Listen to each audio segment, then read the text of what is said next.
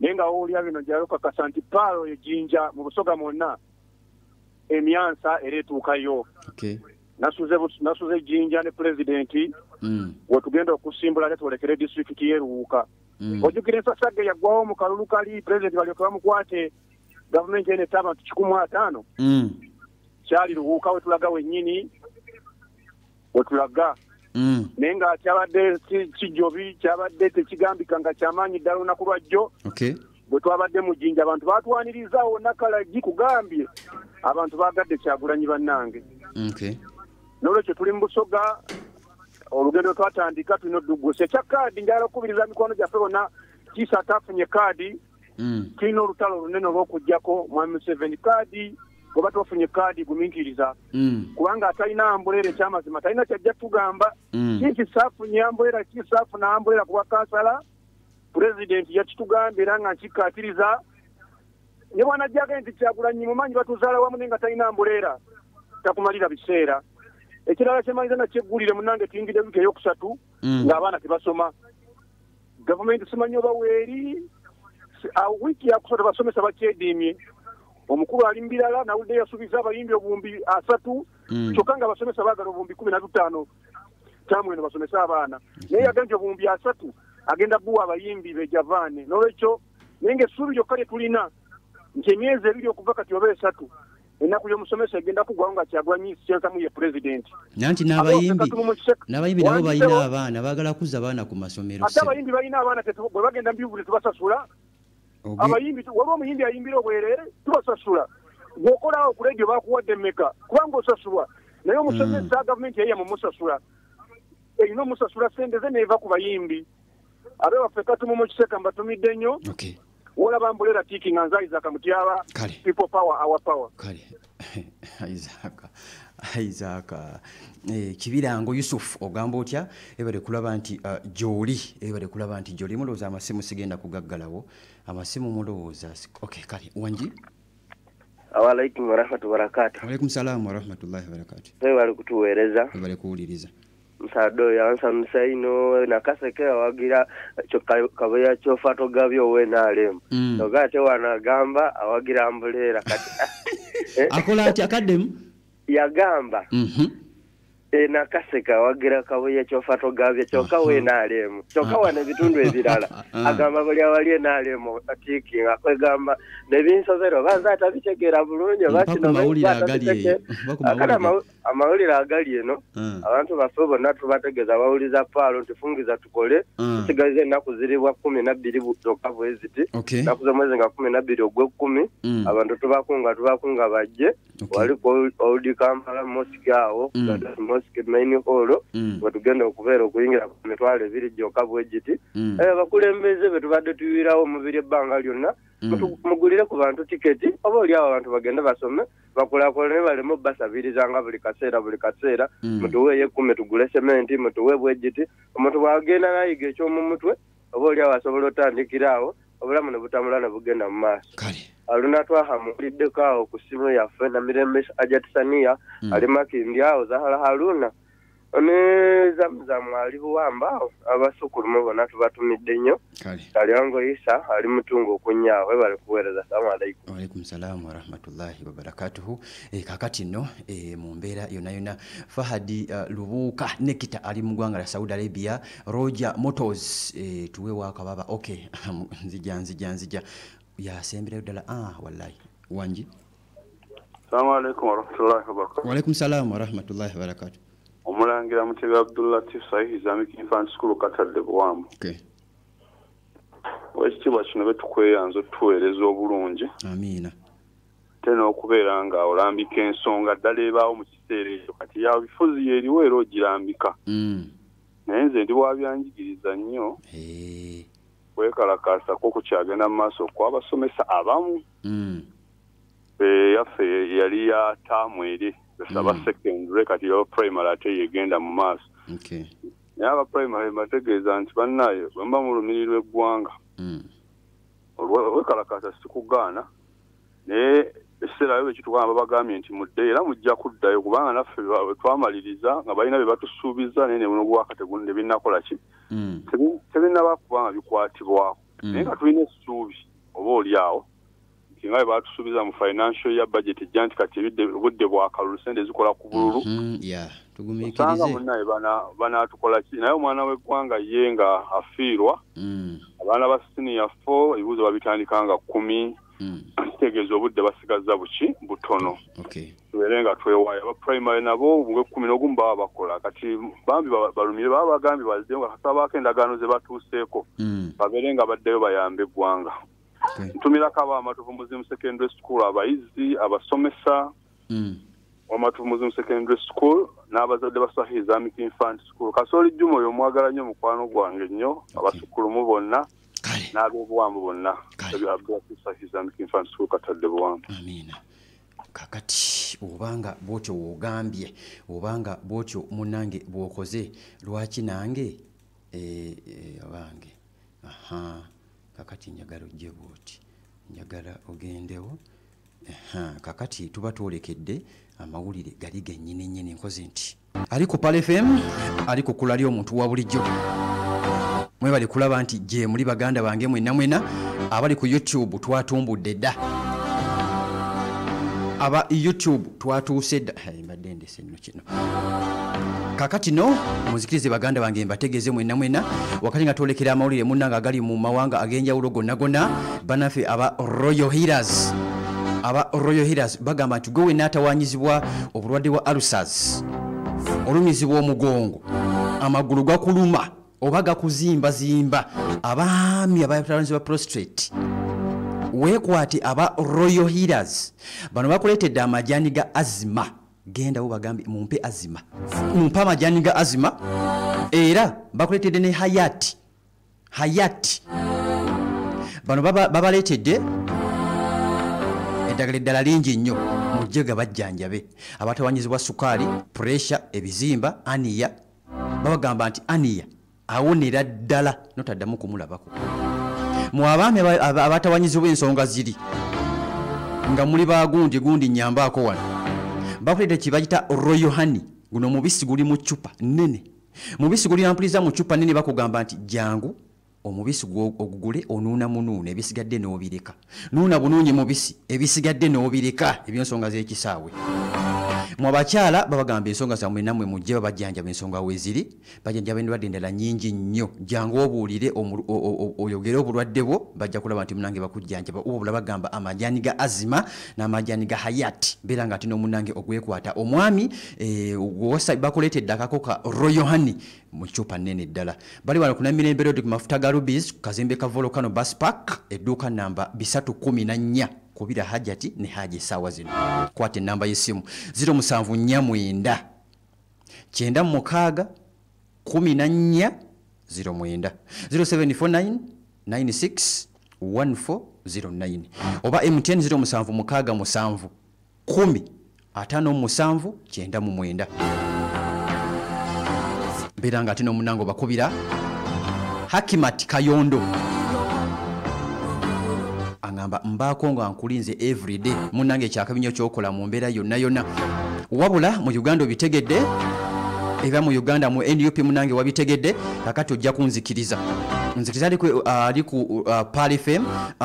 Jeno Kaguta Museveni olunaku lwajjo olunaku lwa Monday sawa dizingira zikona sawa mwendaawo ngo atuuse wali ku Speaker Resort emunyonyo okubanjulira manifesto ye agironkinga abategeza bagamba byagendo bakolera bingi abagambye nti security mwagirengedde security wano munda ampuliza mu ggwangira Uganda etambula bulungi nnyo mwebaka mulya munywa nga tewali abatataaganya bino byabatujju bandi bali mawanga ageetoolodde agenjawulo Jeno Museveni agamba nti security eyagisituwalinze bulungi nnyo ebyamalwaliro eby'ebyobulamu obiraba bikoleddwa bigambo bya Jeno Museveni ategeeza agamba nti bikoleddwa ebyobulimi n'ebyobulunzi nabadde nalengedde ka video alina abalimi byatulaze eyo abalunda ente abalunda n'abalunzi abalunda enkoko abalunda embuzi waliwo n'ekisolo kyesijja kwogera abalunda n'ebirala bingi nnyo ng'ate n'okulima balima ne bakulaga engeri gye bakolamu kati Jeno Museveni yabadde abitulaga wali mu video atulaze ka firimu mu video wali nga tubirengera mpuliza mu mbeera yonna ategeeza agamba nti at least kati ekisanja kino General Museveni akutegeza agamba nti NRM ekuuma ebyo ebiriwo byebakoledda kati babisekiwalinga leero ali sayidi zeeyo abeeruweero sayidi zeeruweere General Museveni akwata sayidi awo mpola mpola ate Kyagulanyi Ssentamu ali mu sayidi zeeyo Jinja Nonakajuju bamulengedde ali ku Pal FM kaadi zaagabiddwa kaadi ku Honorable zaagabiddwa nakugamba amaziga gojja okulaba nti munnange olinda n'amasanyu abatazifunye weebali abazifunye nabo weebali njagala okkirize ensonga za kaadi zino nziteekerera okungunnu ku ssaawa 4 agenda kubeera nga ate munnange akusengekera byonna naye nga Arosius abamu ku bo be bataafunye kaadi bangi nnyo batafunye kaadi mu mbeera yonna naye nga ojja kulaba nti munnange obimanya ku ssaawa zigenda kubeera nnya mu program The Inside Story ojja kubeera nga obamanya bangi Mathias Mpuuga Mairad Segona Alan Sewanyana Derek Nyeko bonna tebafunye kaadi kuba wennakwatawo nja kulwawo kyekituufu kati munzikirize ali ku Pal FM tugende mu mawanga gali amalala nkuwe kiki ekyabadde no munnange sayidi zeeyo omusajja Benjamin Netanyahu yakutteko bwe yalengeddwako ne Donald Trump nga yamukyaliddeko natulinda Faizo yo siyo tuli fena amala okumukyalira wabula entambula gye yatambudde Netanyahu Benjamin omuntu gwe banoonya tabula anoonyezebwa tabula ono omuyaaye Netanyahu yayitidde mu nsi z'obadde otasuubira kigambibwa nti yayimiridde mu nnyimira z'abadde 2 tuzite stop over ennyimira z'abadde 2 ali ku Pal FM kwe yayimiridde nga security abasajja bamunoonya amawanga gamunoonya wabula abasajja bahuuthi bamugamba newoona akola otya newoona ekweka mu mpuku newoona esimitana neweekwekayo newoona akwata ekkubo n'okira waggulu eri mu gali y'omukka gikira waggulu ddala tujja kukufuna wabula gentegeddeko era munange basajja bahuuthi bategedde entambula y'ono baasose ne bategeera entambula y'ono Benjamin Netanyahu Prime Minister wa ggwanga la Isirairi ne basooka ne babala ono naye muyaayi tumuyita omugezi yategedde nti wagenda okuyita mu bwengula abahuuthi weebali kubanga ennyonyi yabadde eteekeddwa okuyita ku Red Sea ge nategeddeko bifo nga tannalinnya Benjamin Netanyahu ennyonyi yabadde nteekeddwa okumutwala ali ku Pal FM eyabadde ina okumutwala yabadde ina okusooka neyita mu Red Sea kuba ennyonyi weebeereka wabaaka ebintu byesooka okuyiwa mu nnyanja kakati Benjamin ennyonyi ye oyalabukidde nti kati baagala kunzita ennyonyi eyasoose okuyita ku Red Sea mutwala abaana twakitegedde nti babadde baagala kugikuba neyeyongera waggulu mu bbanga neefuna luutu endala eyabadde ekintu omunene mu Isirairi ali ku Pal FM security ya Netanyahu ne bagamba nedda tukyuse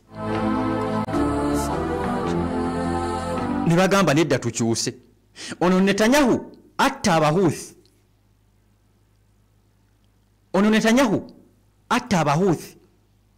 naye nabo bagamba naffe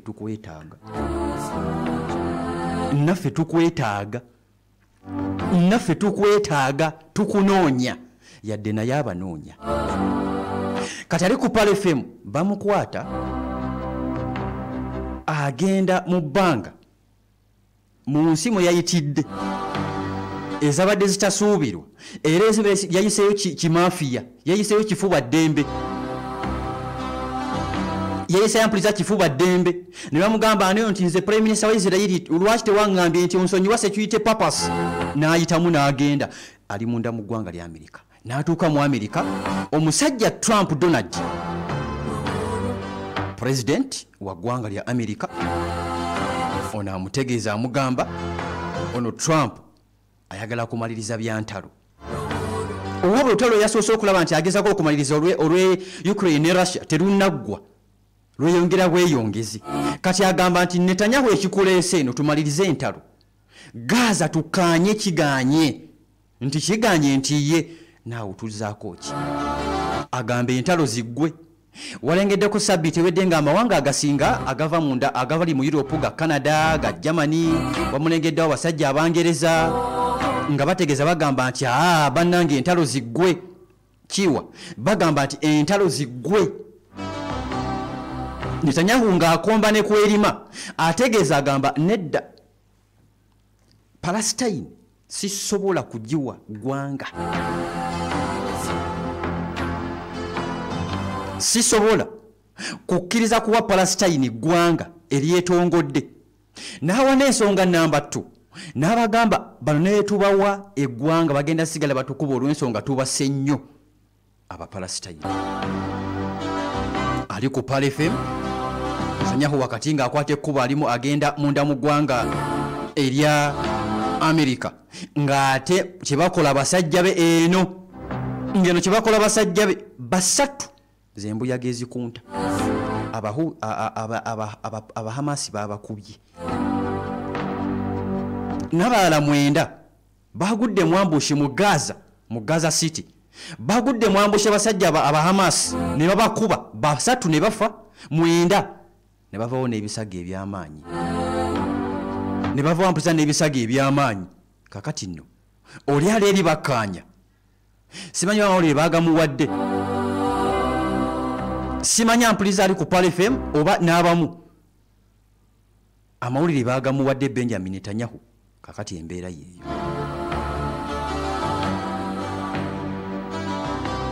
embeera ali ku Pal FM yeeyo wabula Benjamin wakati nga ali eri munda mu ggwanga erya America omunene omuyaaye Trump amutegeeza amugamba kwata essimu eno kwata essimu eno gikube mu kata kwata essimu ali ku Pal FM giwulugumye genda gikube mu kata obeetondere ono Netanyahu Benjamin yeetondedde abantu bano ku kifuba ddembe anti Trump omumanyi ampisa Trump omumanyi ebya Trump biggwerawo yamugambye ssebo mbadde nkusaba kwata essimu kubira abasajja bannange beetondere olw'ensonga nti omulabu kye yabadde aseetinze omulabu no kye yabadde ampuliza ali ku Pal FM kye yabadde aseetinze kyabadde kirala abasajja nga beekubira amasimu mpolampola bagamba bannange tulumbe omusajja tukolejje eryawamu eryaffe eryawamu era bakanyiza ku nsonga za Iran bagamba Iran eno efuuse ekizibu Netanyahu abuuza omusajja Trump Iran tumukoledde ki Trump amuddamu amugamba ono Iran wakukuba ono Iran wakukuba bali tubeetondere era esimu yagikubye n'abeetondera nti bannange ensonga tusaba tuzimale kubanga bamanyi ki ekiddako singa bana abasajja abawalabu beegatta ne bamala beegatta bamanyi ki ekiddako ono aba taliiwo bulungi ono aba tali mu mbeera nnungi kakati amugamba weetondere munnange beetondere mu mbeera yonna yonna kakati nno essimu ampuliza agikwata agikubira abasajja era akadde konna gentegeddeko genfuna agatambula akadde konna ono omuyaayi ono omukulu omunene Saudi Arabia, Jordani, Egypt, UAE, Qatar bagenda ku meetinga ku nsonga za Palestine bagenda munda mu ggwanga erya America bamitinge Trump Donald ku nsonga za Palestine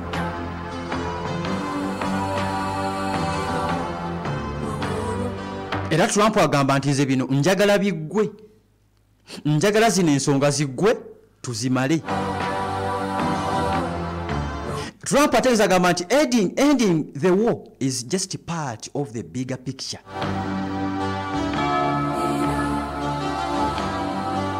Era ategeeza agamba bino tusobola obisolovinga mangu nnyo ddala nga tewali afunye buzibu. Trump Donald oluusi alimu obulungi, oluusi alimu obubi. Era Trump yeebazizza amawanga g'Abarabu n'amawanga g'Abasiraamu n'agamba beebale kukwatagana naye. Muno jjukira mwemuli abannanfuusi be twakugamba. Munali ku Pale FM mwemuli abannanfuusi be twakugamba. Muganda wange ampuliriza.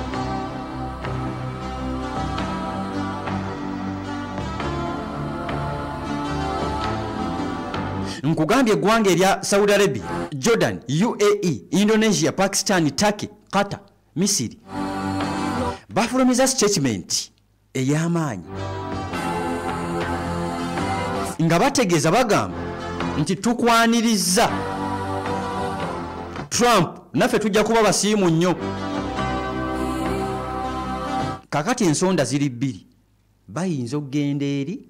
oba ne bajja eno. Bano baagala kumaliriza ntalo mu Gaza. Kakati ono yandibanga baatudde wansi. Bano baatudde wansi enjuyi zonna kubanga Isirayiri nsi y'amaanyi, Amerika nsi y'amaanyi. Isirayiri nsi y'amaanyi ddala, Amerika nsi y'amaanyi ddala, naye atatya musajja munne.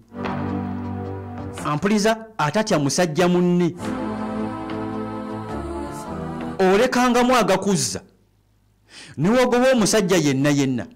yenna gw'oba olekamu agakuzza.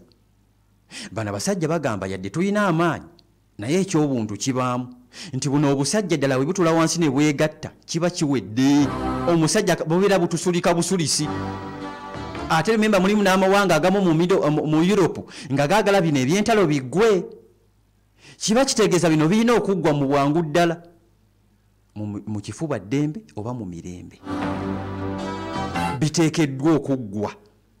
Kakati wuliriza, njagala ntwaleko mu North Korea katono nnyo.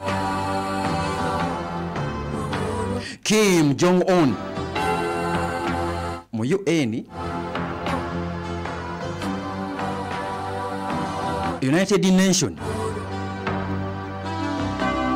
Kim ababadde bamwogera ebigambo ebingi va ku nuclear oba agenda kumuvaako oba tajja kumuvaako. For the first time president wa North Korea yakutte ekkubo n'asindika omukiise mu UN ng'alese message egyo azze okubaddamu ekigambo kyabadde kimu kyokka. Agala omaze okulaba nti ebyo bitegeera nti ye tugendeko mu Middle East. Tuserengetali ku Pale FM tugende munange mu Middle East. Hajali Bukenya kwoli tugende kampuliza mu Middle East. That ship MV eno MV aha bana nze wembampa wana amawulire tuba mwekati mwe tiimu mwabali eyo mwe tiimu Isirayiri, mwe tiimu Amerika, mwe tiimu Irani, mwe tiimu baani fo mulimu ogwaffe kuba wakiriwo wano. Era waliwo kendeeta noliranga omusajja omuyirani bami ne bakwata ne kutama ne bawuliranga kibanyize no yagala gamba galeka ago togatuwa ne tuko okuwaga agayirani oliranga kibanyize. Kati wuliriza MV, that ship MV n'abasajja aba Yemen bagikubye. Era ngenza okujja ku mpewo, ngenza okujja wano ntuuse wano saawa zibadde ndowooza nga 10 mbadde wano ku Pale FM. Kati wenzize kuba nzize story eno ngigoberera kulaba nagifunye ekiro naye kulaba eno emmeri etuuse etya. Zabadde zikoona saawa zabadde nga 5 zennyini nga emmeri ezeeno ng'emmeri etandise okujja. Abasajja bagikubye eyaka omuliro eno webbira eri mu kubbira. Twagenza okwebaka ejjo ekiro saawa nga zabadde nga 6-7 nga twebaka ng'emmeri etandise okukka ali ku Pal FM abasajja bahuuthi bagiwoninze bamugamba Mudachi please wano twagobawo abantu Dachi nowe Meriyo twagobawo wana abantu tukusaba kwate kubo ogende tukusaba okyuse Meriyo ogende tukusaba kwate Meriyo gikyuse nebyo oba byakulwanyisa oba byakulya kyuko ogende nagaana ne bamukuba bahuthi ne bamukuba amawulire genfuna ekyo muhuthi okitegedde olwakadde ekyo kitegedde Iran evuddeyo etegeze gamba nti essimu yakubiddwa Middle East yebakubiddwa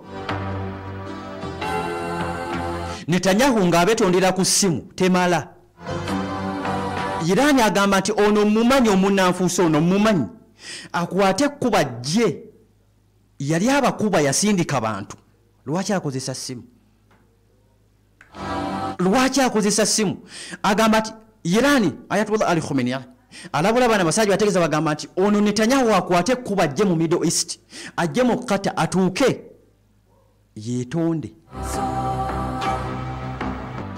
ono Trump ye yamuforsinze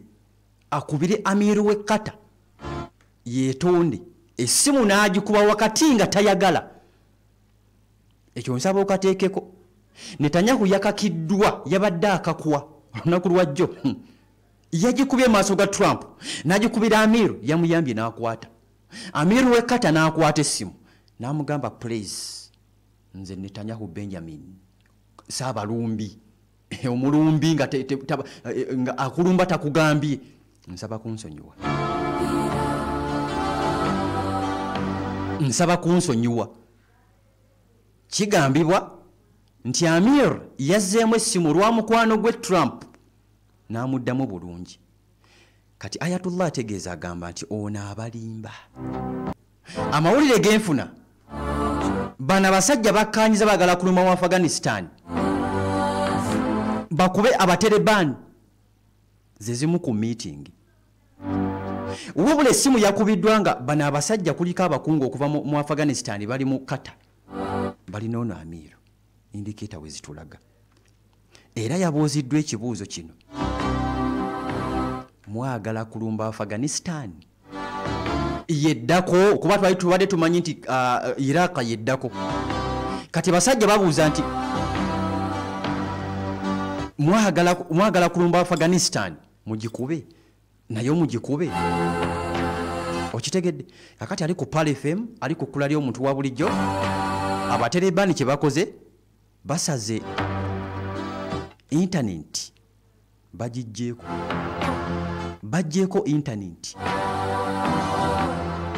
ampuliza bajjeeko internet era bagamba nti tugijjeeko until further notice bino byonna mbikugamba nga Iran eyina byekoze ebyeteekerateekera Isirayiri abasajja meeting gye batudde ekigambo ekisembayo kinene ekyamaanyi abasajja generaali abagamba nti eggwanga limweteekeddeteekedde erya Isirayiri erigenda okubalumba munaasobola okulikuba kale mujja kulikuba we munaalikuba teribaddize mumanyi ddyo lyeteeseteese litya kubanga likimanyi Isirayiri ekimanyi nti mulina amaanyi kati lyemulumba eggwanga lya Isirayiri bannange lyeteeseteese litya ddyo mukimanyi engeri gye lyeteeseteeseemu nawo mulowoozeewo nawo mwesootinge lwaki sekuta tujja kukwatagana enkya inshallah mukama katonda wanaaba ayagadde abadde ku YouTube message ekikulu nnyingi YouTube ekikulu amazima message nnyingi mwebale kulaba nti tubadde ffenna baganda bange mwenna Ntalo Muhammadi Kaga Asad Bonyo Ronald message sijja zisoma mu nsonyiwe Mahadi Ibrahim Luwemba Hakimat Kayondo Bonyo Ronald, Natulinde Faizo, Semwanga Ibrahim, Chiwa Khalidi, Bosa Moses, Sebirongo Yosia, Natulinda Faizo, n'abalala bangi nnyo Yusufu Ateta, Njagala Jabir, Teremwa Henry, Mutabazi Lasom, Mubaraka Nabong, mwebale nnyo na Swift, Lubuka Fahadi, muli bangi nnyo bannange mutusonyiwe. Sijja kulaba nti ate munnange sijja kulaba nti ate nsukka wano muganange Black okuva ebushenyi kulaba nti naawe obaddeko muganda wange w'ennaasa na inginiya Hussein ongamba naye tuva ku Pal FM kyokulaba munnange kyakabi nnyo mwebale nnyo mwebale ddala. Assalamu alaikum wa rahmatullahi wa barakatuhu. Akumata kumira mpeera.